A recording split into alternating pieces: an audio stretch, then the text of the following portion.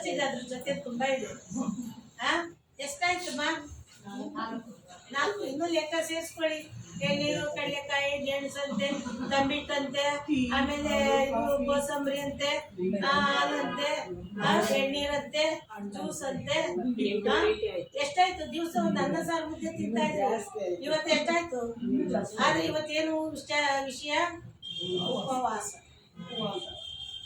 ಎಂತ ಉಪವಾಸ ಇದು? ಮುಸ್ಸರೆದೊಂದು ಬಿಟ್ಟು ಎಲ್ಲ ತಿನ್ಬೋದು, ಇದು ದೊಡ್ಡ ಉಪವಾಸ. ಅರೆ ಭಗವಂತ ಏನಿರ್ತದೆ? ಅವತ್ತು ಯಾಕೆ ಉಪವಾಸ ಮಾಡಿದ್ರು? ಉಪವಾಸವನ್ನ ಇದಕ್ಕೆ ಮಾಡಿದ್ರು, ದಿನನಿತ್ಯದಲ್ಲೂ ಮಾಡುವಂತ ಕರ್ಮಗಳನ್ನ ಮಾಡ್ಕೊಂಡು ಕೂತ್ಕೊಂಡ್ರೆ ಇವತ್ತು ಮಕ್ಕಳನ್ನ ನಾನು ಧ್ಯಾನ ಮಾಡೋಕ್ಕಾಗಲ್ಲ ಅನ್ನೋದಕ್ಕೋಸ್ಕರ ಭಗವಂತ ಹೇಳಿದ್ರು ಮಕ್ಕಳು ಇವತ್ತು ಪೂರ್ತಿ ಉಪವಾಸ ಮಾಡಿದ್ರು. ಉಪ ಅಂದ್ರೆ ನಂತರ ಹತ್ತಿರ, ಹತ್ತಿರ. ಉಪ ಅಂದ್ರೆ ಹತ್ತಿರ. ಯಾವತ್ತು ಹೇಳ್ತಾರಲ್ಲ, ಈ ಒಂದು ಚಂದ್ರಗ್ರಹಕ್ಕೆ ಮಂಗಳ ಗ್ರಹ ಬಹಳ ಉಪಗ್ರಹ ಅಂತ ಹೇಳ್ತಾರೆ. ಉಪ ಅಂದ್ರೆ ಹತ್ತಿರ, ಸಮೀಪದಲ್ಲಿರುತ್ತೆ. ಹಾಗೆ ಉಪ ಅಂದ್ರೆ ನನ್ನ ಹತ್ರ ಇರಿ ಅಂದ್ರು ಭಗವಂತ. ಭಗವಂತ ಏನ್ ಮಾಡಿದ್ರು? ದಿನನಿತ್ಯದಲ್ಲಿ ಕರ್ಮಕ್ಷೇತ್ರದಲ್ಲಿ ಕರ್ಮ ಮಾಡ್ತಾ ನೀವು ಬ್ಯುಸಿಯಾಗಿದ್ದೀರಾ, ನನ್ನ ಜೊತೆನಲ್ಲಿ ನೀವು ಇವತ್ತೊಂದು ದಿವಸ ಇರಿ ಅಂತ ಹೇಳಿದ್ರು. ಯಾಕೆಂದ್ರೆ ಅನುಭವ ಮಾಡಿಸೋದಕ್ಕೋಸ್ಕರ. ನಾವೇನ್ ಮಾಡಿದ್ವಿ? ಭಗವಂತನ ಹತ್ರ ಇರುವಂತ ಉಪವಾಸ ಬಿಟ್ಬಿಟ್ವಿ. ಯಾವ ಉಪವಾಸ ಮಾಡಿದ್ವಿ? ಪದಾರ್ಥಗಳ ಉಪವಾಸ ಮಾಡಿದ್ವಿ. ಹಾಗಾದ್ರೆ ವರ್ಷನೂ ಉಪವಾಸ ಮಾಡ್ತಾ ಇರ್ತೀವಿ, ಭಗವಂತನ ಸಮೀಪದ ಅನುಭವ ಎಷ್ಟು ಮಾಡಿದ್ವಿ? ಎಷ್ಟು ಮಾಡಿದ್ವಿ? ಹಿಂದೆ ಉಪವಾಸ ಅಂತಂದ್ರೆ ಬಾಯಿನಲ್ಲಿ ಹೆಚ್ಚು ಸಾಗು ಕುಡಿತಾ ಇರ್ಬೋದು ಅಲ್ವಾ? ಉಪವಾಸ ಅಂದ್ರೆ ಅಷ್ಟು ಉಪವಾಸ, ಹೆಚ್ಚು ಸಾಕು ತಗೋತಾ ಇರ್ಬೋದು. ಆದ್ರೆ ಇವತ್ತು ಉಪವಾಸ ಒಂಚೂರು ಉಪ್ಪಿಟ್ಟು ಮಾಡ್ಕೊಂಡೆ, ಬರೀ ಉಪ್ಪಿಟ್ಟು ಹೆಂಗ್ ತಿನ್ನೋದು? ನಮ್ಮ ಮನೆಯವರಿಲ್ಲ, ಅದಕ್ಕೊಂಚೂರು ಕೇಸರಿ ಬಾತ್ ಮಾಡ್ಕೊಂಡು ಇದಕ್ಕೆ ಉಪವಾಸ ಅಂತ ಇದಲ್ಲ ನಿಜವಾದಂತ ಉಪವಾಸ. ಭಗವಂತ ಹೇಳ್ತಾರೆ ತಿನ್ನಿ, ಕುಡಿರಿ, ಕೆಲಸ ಕಾರ್ಯ ಮಾಡಿ, ಎಲ್ಲ ಮಾಡಿ. ಆದ್ರೆ ಎದ್ದೊಳ್ತಾ ಕೂತ್ಕೊಳ್ತಾ ಮಾತಾಡ್ತಾ ನನ್ನನ್ನ ನೆನಪು ಮಾಡಿ, ನೆನಪಿನಿಂದ ನನ್ನ ಹತ್ತಿರದಲ್ಲಿ ಇದೆ ಭಗವಂತ. ಯಾಕೆ? ಈ ಒಂದು ಆಪತ್ತಿನ ಕಾಲ, ಈ ಒಂದು ಭ್ರಷ್ಟಾಚಾರದ ಕಾಲದಲ್ಲಿ ನಿಮ್ಮನ್ನ ರಕ್ಷಣೆ ಮಾಡೋದಕ್ಕೋಸ್ಕರ ಬಾಬರಿದ್ರು. ಆದ್ರೆ ನಾವೆಷ್ಟು ಮಾಡ್ತಾ ಇದ್ದೀವಿ? ಅದನ್ನ ನಾವು ಚೆಕ್ ಮಾಡ್ಕೊಂಡು ಏನ್ ಮಾಡ್ಲಿಕ್ಕೆ ತಕ್ಷಣ ಚೇಂಜ್ ಮಾಡ್ಕೊಂಡು ಭಗವಂತನ ಕಡೆ ಮನಸ್ಸನ್ನ ಒಲಿಸ್ಕೋಬೇಕು ಅಂದ್ರೆ ನಾವು ಅದ್ರ ಕಡೆ ಗಮನ ಹರಿಸ್ಬೇಕು. ಅದಕ್ಕೆ ಫಸ್ಟ್ ಪಾಯಿಂಟ್ ಏನಿರ್ಬೇಕು? ಬೆಳಗ್ಗೆ ಎದ್ದ ತಕ್ಷಣ ಕೈಕಾಲು ತೊಳ್ಕೊಂಡು ಅಥವಾ ಸ್ನಾನ ಮಾಡ್ಕೊಂಡು ಯಾವತ್ತು ಪೂಜಾ ರೂಮ್ಗೆ ಹೋಗ್ತೀವಿ. ಪೂಜಾ ರೂಮ್ನಲ್ಲಿ ಏನ್ ಮಾಡ್ತೀವಿ? ಈ ಕಡೆ ಪೂಜೆ ಮಾಡ್ತಾ ಇರ್ತೀವಿ, ಆ ಕಡೆ ಅಲ್ಲಿ ಒಲೆ ಮೇಲೆ ಹಾಲಿಟ್ಟಿದ್ದೀನಿ ನೋಡ್ಬಿಡಪ್ಪ, ಈ ಪೂಜೆ ನಡೀತಾ ಇದೆ. ಮನ್ಸಲ್ಲಿ ಹೋಗ್ತಾ ಇದೆ ಎಲ್ಲ, ಮನಸ್ಸಲ್ಲಿ ಇನ್ನೆಲ್ಲ ಹೋಗ್ತಾ ಇದೆ, ಎಲ್ಲೆಲ್ಲ ಹೋಗ್ತಾ ಇದೆ. ಅದಕ್ಕೊಬ್ಬ ವ್ಯಕ್ತಿ ಒಂದು ಮನೆಯಲ್ಲಿ ಮಾವ ಪೂಜಾ ರೂಮ್ಗೆ ಹೋಗಿ ಪೂಜೆ ಮಾಡ್ತಾ ಇದ್ದಾರೆ. ಅವ್ರ ಫ್ರೆಂಡು ಆ ಕಡೆ ಬಂದು ಸೊಸೆ ರಂಗೋಲಿ ಹಾಕ್ತಾ ಇದ್ದಾರೆ. ಫ್ರೆಂಡು ಬಂದು ಕೇಳ್ತಾರೆ, ನಿಮ್ಮ ಮಾವ ಇನ್ನೇನಮ್ಮ? ಆಕೆ ಹೇಳ್ತಾರೆ, ಇಲ್ಲ ನಮ್ಮ ಮಾವ ಚಪ್ಪಲಿ ಅಂಗಡಿಗೆ ಹೋಗಿದ್ದಾರೆ ಅಥವಾ ಹೊರಟೋಗ್ತಾರೆ.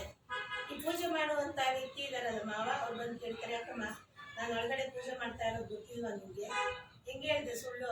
ನಮ್ಮ ಮಾವ ಚಪ್ಪಲಿ ಅಂಗಡಿಗೆ ಹೋಗಿದ್ದಾರೆ. ಅಲ್ಲ ಮಾವ, ನೀವು ಚಪ್ಪಲಿನೇ ಚಿಂತೆ ಮಾಡ್ತಾ ಇದ್ರಿ, ಗದ್ದೆ ಹತ್ರ ಹೋಗ್ಬೇಕಾದ್ರೆ ಚಪ್ಪಲಿ ಇಲ್ಲ ಅಂತ ನೀವು ಮಾತಾಡ್ತಿದ್ರೆ ಇಲ್ವಾ? ಅದಕ್ಕೆ ನಾನು ಹೇಳಿದೆ, ನಿಮ್ಮ ಮನಸ್ಸು ಪೂಜಾ ಮಂದಿರದಲ್ಲಿದೆ, ನೀವು ಪೂಜಾ ಮಂದಿರದಲ್ಲಿದ್ದೀರ, ನಿಮ್ಮ ಮನಸ್ಸು ಮಾತ್ರ ಈಗ ಇಂಥ ಪೂಜೆ ಅಲ್ವಾ? ಮನಸ್ಸು ಬುದ್ಧಿ ಎರಡು ಒಂದಾಗಿರುವಂತ ಪೂಜೆಯಲ್ಲಿ, ಭಗವಂತನ ಮುಂದೆ ಅರ್ಪಣೆ ಆದಂತ ಪೂಜೆಯಲ್ಲಿ, ಮನಸ್ಸು ಒಂದ್ ಕಡೆ, ಶರೀರ ಒಂದ್ ಕಡೆ ಇಟ್ಕೊಂಡಿರುವಂತ ಪೂಜೆಯಲ್ಲಿ, ಆ ಕಡೆ ಪೂಜೆ ಇಲ್ಲ, ಈ ಕಡೆ ಕೆಲಸ ಇಲ್ಲ. ಇದಕ್ಕೆ ವ್ಯರ್ಥ ಅಂತ ಹೇಳ್ತಾರೆ. ನಿಮ್ಮ ಮನ್ಸಿಗೆ ಏನ್ ಅನ್ಸುತ್ತೆ? ವ್ಯರ್ಥ ತಾನೆ. ಅದಕ್ಕೆ ಆ ವ್ಯರ್ಥವಾಗಿ ಕೂತ್ಕೊಳ್ಳೋದ್ರ ಬದಲು, ವ್ಯರ್ಥವಾಗಿ ಏನೋ ನಾವು ಮಾಡೋದ್ರ ಬದಲು 1 ಗಂಟೆ ಬೆಳಿಗ್ಗೆ ಬಂದು ನೀವು ಕ್ಲಾಸ್ ಕೇಳ್ಕೊಂಡು ಹೋಗಿದ್ದೀರಾ, ಇಡೀ ದಿನ ನಿಮ್ಮ ಮನಸ್ಸು ನೋಡಿ ಹೇಗಿರುತ್ತೆ? ಖುಷಿಯಾಗಿರುತ್ತೆ, ಸಂತೋಷದಿಂದ ಕೂಡಿರುತ್ತೆ. ಮತ್ತೆ ನಿಮ್ಮ ಕೆಲಸ ಕಾರ್ಯಗಳ ಮಧ್ಯದಲ್ಲಿ ಸರಿಯಾದ ರೀತಿಯ ನಿರ್ಣಯ ಶಕ್ತಿಯನ್ನ, ನಿರ್ಣಯವನ್ನ ಬುದ್ಧಿ ಕೆಲಸ ಮಾಡುತ್ತೆ ಅಲ್ವಾ? ಅದಕ್ಕೋಸ್ಕರ ನಾವು ಬೆಳಿಗ್ಗೆ ಏನ್ ಮಾಡ್ಬೇಕು?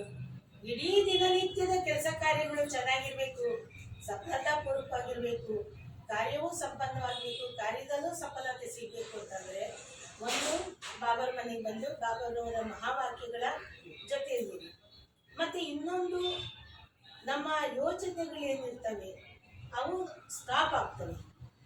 ಬಾಬರವರ ಚಿಂತನೆಯಲ್ಲಿ ಇರ್ತಿರಲ್ಲ. ಬಾಬಾ ಅಂತಂದ್ರೆ ಯಾರು? ಶಿವಬಾಬಾ ಮತ್ತೆ ಪರಮಬಾಬಾ ಅಲ್ವಾ? ಎರಡು ಅರ್ಥ ಆಗಿದೆ ತಾನೆ. ಶಿವಬಾಬರವರ ನೆನಪಿನಲ್ಲಿ ನೀವಿದ್ದಾಗ ಮನಸ್ಸು ಬುದ್ಧಿ ಆ ಕಡೆ ಈ ಕಡೆ ಹೋಗೋದಿಲ್ಲ. ಆವಾಗ ಮನಸ್ಸು ಬುದ್ಧಿ ಅಲ್ಲೇ ಇರ್ತವೆ. ನೀವು ಎಲ್ಲೇನ್ ಮಾಡ್ತಾ ಇರ್ತೀರ ಆ ಜಾಗದಲ್ಲಿ ಅಥವಾ ಬಾಬರವರ ನೆನಪಿನಲ್ಲಿ ಇರುತ್ತೆ. ಆಗ ಮನಸ್ಸು ಬುದ್ಧಿ ಒಂದು ಹಗುರವಾಗಿರ್ತವೆ. ಇಲ್ಲ ಯಾವುದೋ ಒಂದು ಚಿಂತೆ ಮಾಡ್ಕೊಂಡು ಯಾರೋ ಒಬ್ಬರೇನೋ ಅಂದ್ಬಿಟ್ಟಿರ್ತಾರೆ, ಅದ್ರ ಬಗ್ಗೆ ಕೊರಕೊಂಡು ಅದ್ರ ಬಗ್ಗೆನೇ ನಂದಲ್ಲ, ಯಾಕೆ ಹಿಂಗಂದ್ರು ಯಾಕೆ ಹಂಗಂದ್ರು ಆ ಒಂದು ಚಿಂತೆಯಲ್ಲಿ ಇರೋದು. ಭಗವಂತನ ಚಿಂತನೆಯಿಂದ ನೀವು ಕೆಲಸ ಕಾರ್ಯ ಮಾಡ್ಕೊಂಡಿದ್ದೀರಾದ್ರೆ ಅಲ್ಲಿ ಮನಸ್ಸು ಬಚಾವಾಯಿತು, ಬುದ್ಧಿನೂ ಬಚಾವಾಯಿತು. ಮತ್ತೆ ಅನೇಕ ರೀತಿಯ ಯೋಚನೆಗಳಿಂದ ಬರುವಂತ ರೋಗದಿಂದ ಶರೀರವನ್ನ ರಕ್ಷಣೆ ಮಾಡ್ಕೊಂಡು ಎಷ್ಟು ಉಪಯೋಗ ಇದೆ. ಬೆಳಿಗ್ಗೆ ಅಮೃತವಾಣಿ ಯೋಗ ಮಾಡೋದ್ರಿಂದ ಹಿಡಿದು ಬೆಳಿಗ್ಗೆ ವಾಣಿ ಕೇಳಿದ್ದೀರಾ, ಇಡೀ ದಿನ ನೀವು ಮನೆಯಲ್ಲೇ ಇರ್ತೀರಾ, ಆದ್ರೆ ಮನಸ್ಸು ಬುದ್ಧಿ ಮಾತ್ರ ಚೆನ್ನಾಗಿರುತ್ತೆ. ಉಪಯೋಗ ಇದೆಯಾ ಇಲ್ವಾ? ಇದೇ ಪೂಜೆ. ಭಗವಂತನನ್ನ ನೆನಪು ಮಾಡ್ತಾ ದಿವ್ಯ ಗುಣಗಳ ಜೊತೆ ದಿವ್ಯ ಕರ್ಮವನ್ನ ಮಾಡ್ತಾ ಜೀವನವನ್ನ ದಿವ್ಯವಾಗೋದ್ರ ಕಡೆ ಯೋಚನೆ ಮಾಡ್ಕೊಂಡಿರ್ತೀರಲ್ಲ, ಇದೇ ನಮ್ಮ ಇವತ್ತು ಪರಮಾತ್ಮನಿಗೆ ಅರ್ಪಣೆಯಾದಂತಹ ಪೂಜಾ ಜೀವನ. ಕೂತ್ಕೊಂಡಾಗ ನಾವು ಕುಂಕುಮ ದೇವ್ರ ಪೂಜೆಗೆ ಪಾತ್ರೆ ತೊಳೆದ್ವಿ, ದೇವ್ರ ತೊಳೆದ್ವಿ, ಕುಂಕುಮ ಇಟ್ವಿ, ಹೂವು ಮುಡಿಸಿದ್ವಿ, ಬರೀ ಅಲ್ಲಿವರೆಗೂ ಮನಸ್ಸು ಬುದ್ಧಿ ಚೆನ್ನಾಗಿದೆ ಅಂದ್ಕೊಳ್ಳೋಣ. ಅದು ಅಲ್ಲೇ ಇದ್ರೆ ಇಲ್ಲ ಮನ್ಸೊಂದ್ ಕಡೆ ಅದಾಗಬಾರ್ದು ಅಂತಂದ್ರೆ ಬೆಳಗ್ಗೆ ಸಮಯದಲ್ಲಿ ಕ್ಲಾಸ್ ಬಂದ್ರೆ ತುಂಬಾ ಚೆನ್ನಾಗಿರುತ್ತೆ. ಬರ್ತೀರಾ ಅಕ್ಕಂದಿರು? ನೋಡಿ ಆಯಕ ಒಬ್ಬರೇ ಉಣ್ತಾ ಇದ್ದಾರೆ.